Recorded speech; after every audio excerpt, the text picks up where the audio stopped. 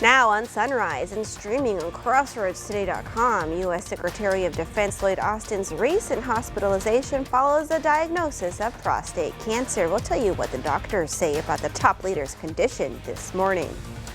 And across the nation, Florida's picking up the pieces after a tornado ripped through the Panhandle Monday night. We'll take a look at the trail of destruction left behind by the severe storm system.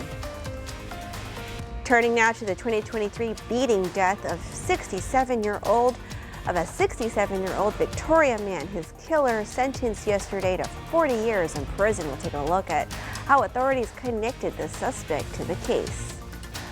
And we got lots of roller coaster weather coming our way this week ahead of an Arctic blast bringing below freezing temperatures next week. We'll take a look at that in the weather coming up.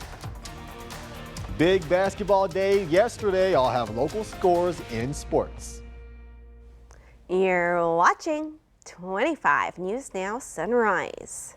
Good morning and thank you for joining us. I'm Carolina Astray. And I'm Parker Cox. And today it's the 15th day of January 2024. Let's take a look at the 10th day. I'm already living. Are we going ahead of time? I'm already living an MLK day. I'm glad I caught that. You're going to tell people we're in the future here.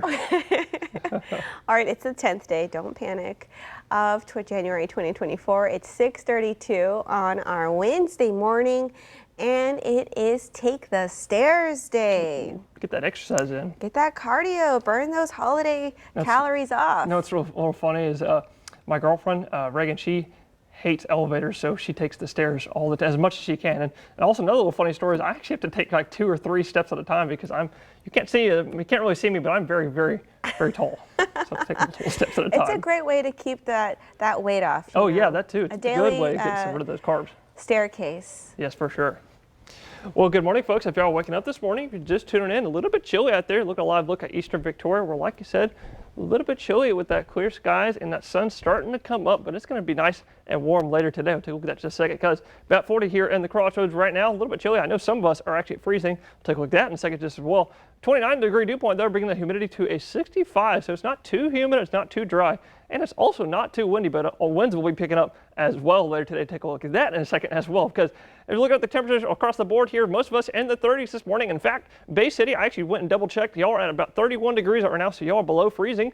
Wharton, y'all are also at freezing, and so is Hallettsville. Both of y'all are at 32 degrees, right on the money for that freezing. So if you see any freezing, like freezing grass or any kind of freezing precipitation on your, water on your windshield, be sure to send those pictures to us. Send them to staff@crossroadstoday.com, and I'll maybe even throw them on the slides here, maybe even make a post about it later. But going to be nice and warm today, probably warming up to about 70 under some windy conditions yet again today. Starting off not too windy out here this morning, but going to be picking up to probably about 15-mile-an-hour sustained winds and gusting up to 25 today. But for the rest of this week and next week, we've got this low pressure system that just gave us that cold front a few days ago, bringing wintry blizzard conditions up to the northeast.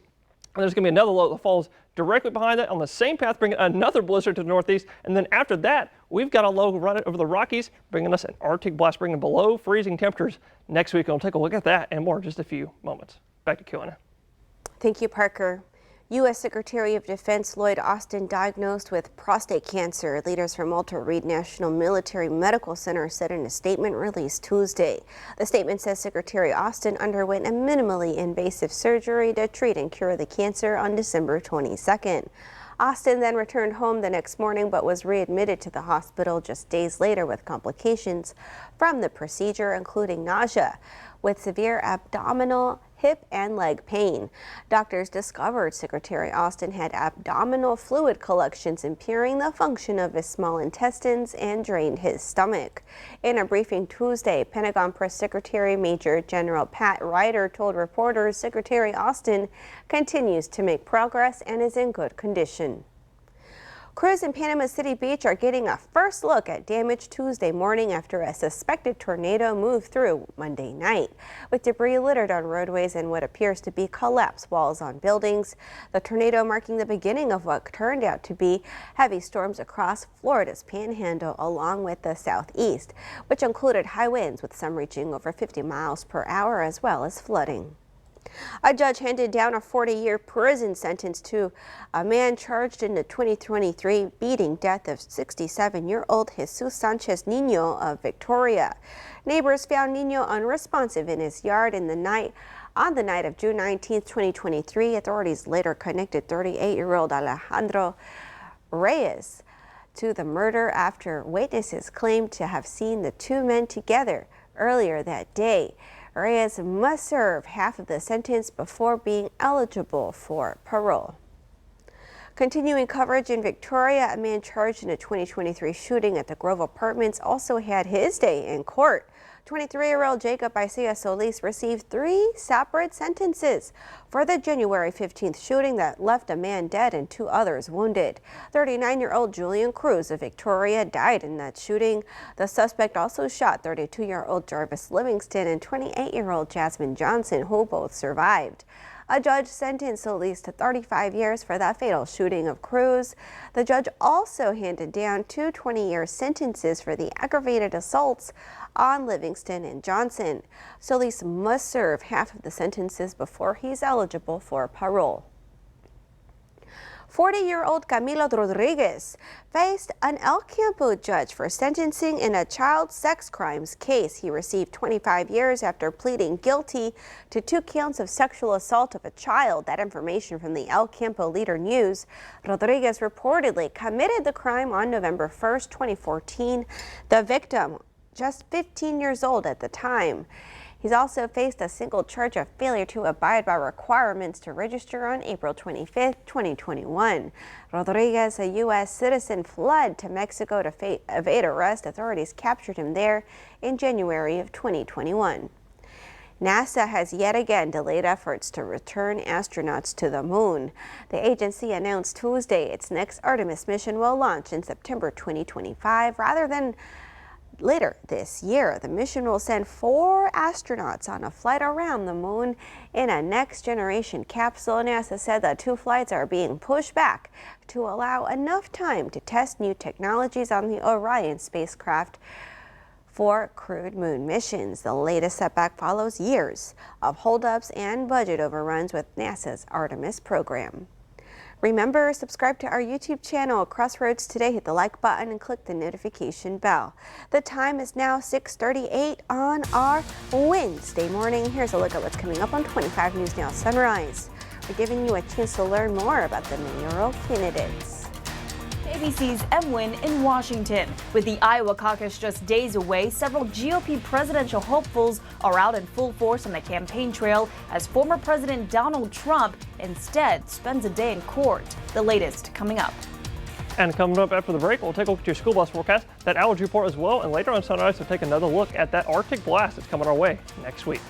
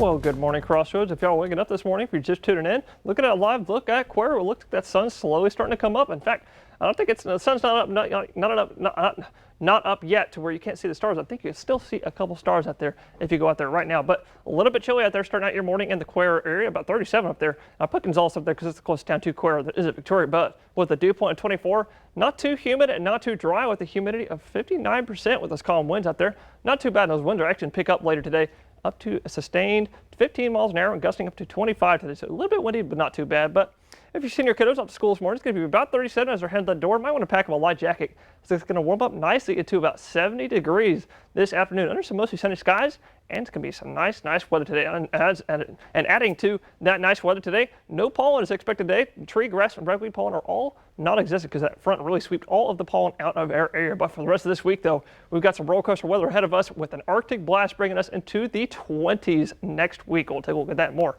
in just a few moments. Back to you, Kelowna. Thank you, Parker. Cuero tries to get its first district win at the Roost, and Yoakum taking on Palacios. Here's Zach Brown with your sports. So the Cuero cheerleaders finished 15th in UIL State, and the boys could have used those ladies cheering them on last night, taking on John F. Kennedy and looking for that first district win of the year. They could not get it. They do fall in the Roost, 51-37. But for a positive, Davin Lannon had double digits in scoring with 10. Dalen Gibbs had 7. They get right back at it against Gonzales on Friday. The girls, though, got revenge for the guys, get the win 78-7. But how about a milestone for the ladies? Arissa Carbonara notches her 1,000th career point for the Lady Gobblers. Lucky 13 wins in a row. They go to Gonzales on Friday.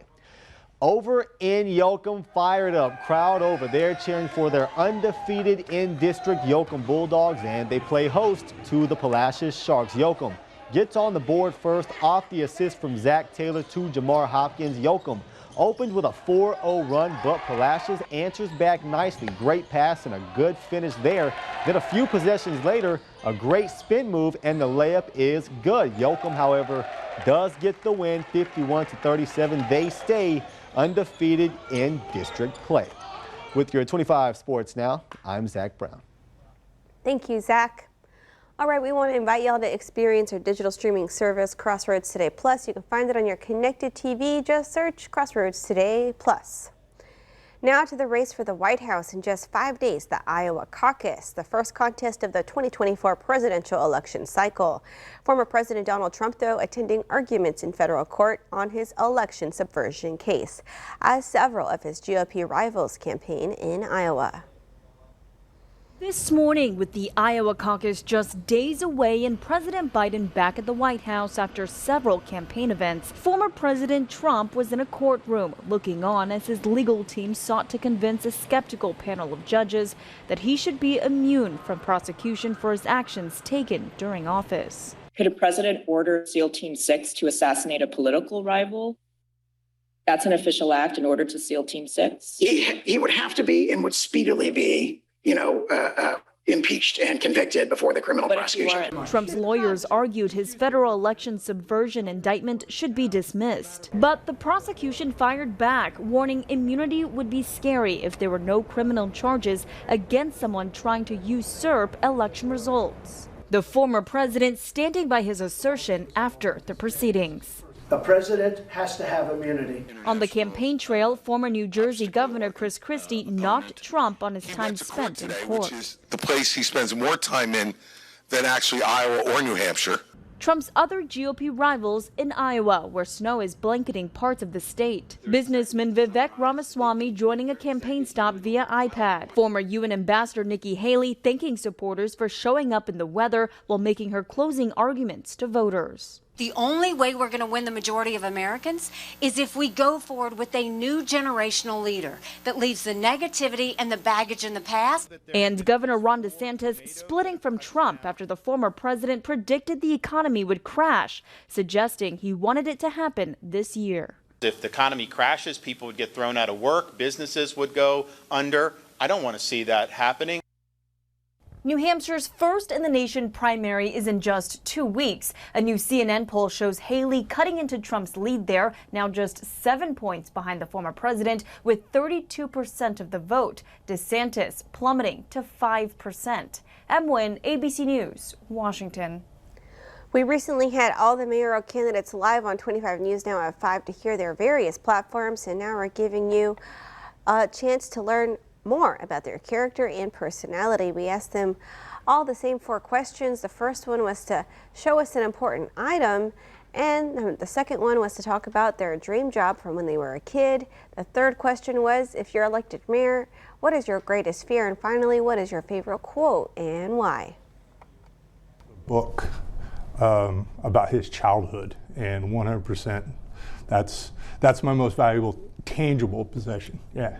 Is that a book that you can purchase, or it's available? No, it's actually he put it together, and there's 5 copies, and each of my siblings and myself have one, and so that's irreplaceable as far as I'm concerned. You know, I wanted to be a professional baseball player, which, you know, what kid doesn't? What a great job, but it's not what the cards held for me, obviously. Yeah, you know, I think anytime you're going into a position with those kind of responsibilities or a project, your greatest fear has to be what information is out there that I don't know about, that if I did know about it, I could attack this issue better, I could handle this situation better. So I think it's just a fear of what's out there that you need to know that you don't know about, which is why I'm always trying to, you know, get additional information and study, try to learn everything I can about what I'm working on. There is, and it's too long to quote here, but it's referred to as the man in the arena, and it's a quote by Teddy Roosevelt, and the gist of it is basically putting yourself out there, doing things that open yourself up to potential criticism, to potential scorn, slings and arrows from others, that sort of thing, but doing so because you know that that's something that you need to do and you want to do. But that's always been my favorite quote. Also on the ballot, Josephine Solis, Jacob Sauceda, Peter Brown, Carissa Winters, and Robert Bob Constantine. Early voting starts January 17th and runs through January 30th. Join us Saturday, February 3rd for complete coverage of the special mayoral election. And that leads us to your viewer poll. You can scan the QR code right there on your screen to take part. We ask you, do you plan to vote early in the Victoria mayoral election? Okay, let's take a look. 37% of you say yes, you do. 46% of you say no, you do not. Perhaps you're planning to vote on that Saturday. And 17% of you say you're not eligible. That could be perhaps you don't live in the city limits. Thank you for taking part in this morning's viewer poll. The time is now 6:48 on our Wednesday morning. Still to come, a new study shows exposure to video screens is potentially harmful to children under 2.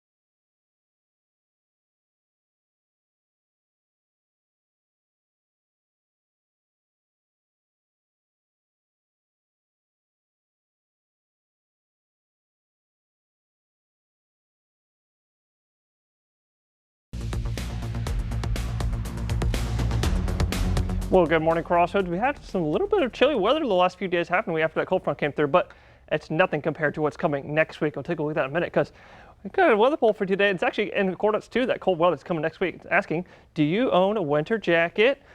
Let's take a look at what y'all are saying. 58% of y'all are saying, yes, you do own a winter jacket. That's pretty good. That puts a smile on my face. 42% of y'all are saying, no, you don't. And none of y'all are saying buying one today. So that's pretty good. Most of y'all are having a winter jacket, but you might want to go get one in case you don't have one because it is going to get very cold next week. To vote on today's weather poll, go to crossroadstoday.com/vote weather to participate and see what everybody else is saying as well. Now, like I was saying, yesterday we got up to only 61 yesterday. A little bit of a chilly day, not too bad though. More like a mild cool, but starting out at 39 degrees. And actually some of us here this morning are actually at freezing. I know that Hallettsville, Bay City, and Morton are all at or 1 degree below freezing. So please be careful out there this morning. But it's going to be warming up nicely over the next few days because that southerly wind returns today. As you can see here on the dew points map, watch as that southerly wind returns all of that humidity, all that moisture, and all of that warm air right back to us, bringing the dew points right back to the 60s again. Another humid few days, but take a look at what's going on here for the rest of this week and next week. Got that lower pressure system up there in the northeast, bringing blizzard conditions to the northeast, which actually that's the one that just gave us that cold front the last couple days. Then we're going to have another low that's going to take the exact same track as that one, going right up to the northeast, bringing another blizzard up there. It's going to be a rough next few days up there, next week over there in the northeast. But then after that one, for here in the Crossroads, here's what's coming our way. An Arctic front coming off of a polar low up in North Canada, bringing us into some chilly, below freezing temperatures next week. And we'll take a look at that and more in just a few moments. Back to Kiana.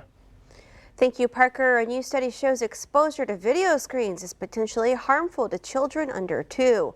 Researchers found children exposed to screen time before that age were twice as likely to have issues with sensory processing. Sensory processing disorder impacts how sensitive children are to sounds, smells, and textures, and other stimuli. It's not a diagnosis on its own. It's often seen alongside ADHD and autism. For this study, the screen time used was television. It's not known if the correlation applies to other screens like cell phones and tablets. Experts recommend no exposure to any screens for children up until they are 18 months old, and then non-educational screen time should be limited to 1 hour per weekday and 3 hours on weekend days. Still to come on Sunrise, news to know before you go. A high-ranking GOP senator is the latest in leadership to back former President Donald Trump in his latest bid for the White House.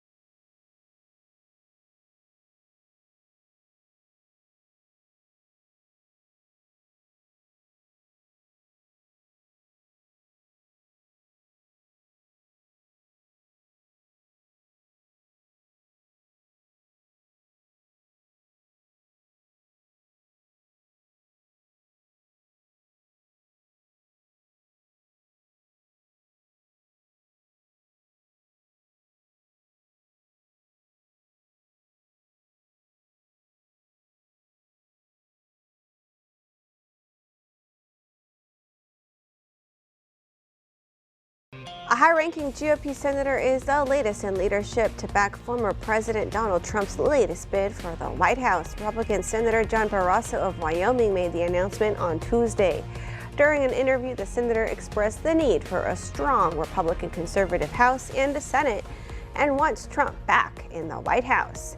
Barrasso now joins other members of GOP leadership in endorsing Trump's re-election campaign. Tuesday night, Trump thanked Barrasso on social media for the endorsement. The announcement comes less than a week from the Iowa caucus taking place on January 15th. A Republican primary candidate forum is going to be held Monday, January 15th in Port Lavaca. It'll be at Drifters Hall. That's at 5287 McDonald Road from 6 p.m. to 8:30 p.m. For more information, call 361-552-6313. And also on Monday, it's the Martin Luther King Jr. March and Program. It starts at 10 a.m. and it starts at Martin Luther King Jr. Park at 3808 Callis Street, and it'll end at St. Peter's Baptist Church, where a program celebrating MLK will take place. Guest speaker and civil rights attorney Matthew Manning will be attending the program. And we celebrated National Law Enforcement Appreciation Day on Tuesday. It's a day set aside to show appreciation to all those that keep us safe. County commissioners presented Victoria County Sheriff Justin Marr with a proclamation for the Appreciation Day in Victoria County. Several organizations created National Law Enforcement Appreciation Day in 2015 to thank officers for all the daily sacrifices they make for our communities. The East Texas town of Diboll is on a mission to be named the Quinceañera capital of Texas, a symbolic goal meant to embrace a growing Hispanic community.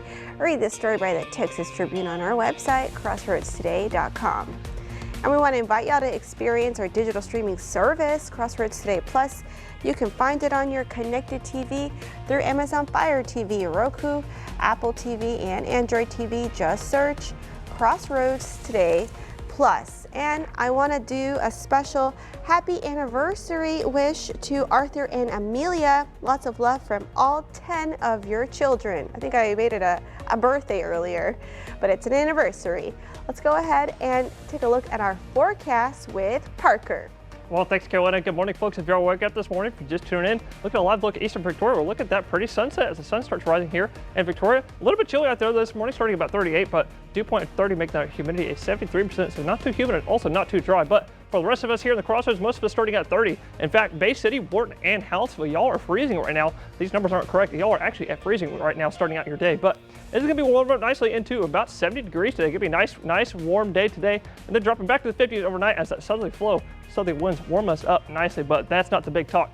If you like that cold weather, or if you don't like it, there's going to be lots of it coming next week. If you take a look at what's going on here, we've got the low pressure system that just gives the cold front. The last few days is going to bring blizzard conditions up the northeast, and another one pretty much taking the exact same path, bringing the same weather, another blizzard to the northeast, and then after that, we're going to get an Arctic blast coming off of this low, coming off a polar low in northern Canada, which is going to bring next week's low temperatures on Monday night into the low 20s. So bring out that winter jacket, Carolina. Brr. Big brr. Gotta make some soup. Very chilly. All right, well, thank you, Parker, and thank you for joining us. Have a wonderful Wednesday. Remember to subscribe to our YouTube channel, Crossroads Today, and join Karina, Don, Mac, and Zach today for 25 News Now at 5, 6, and 10.